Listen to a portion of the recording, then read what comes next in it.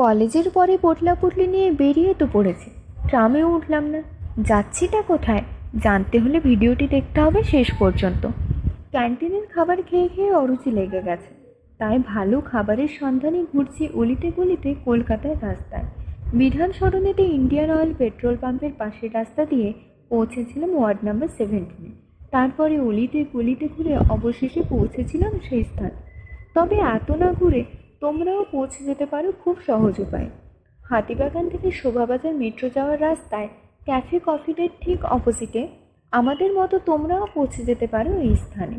Soul momo, খুব reasonable প্রাইসে tasty momo সহ আরও প্রচুর চাইনিজ আইটেম খেতে এখানে আসা যেতেই পারে। মেনু কার্ডের প্রাইস দেখে খুশি হয়েছ নিশ্চয়ই?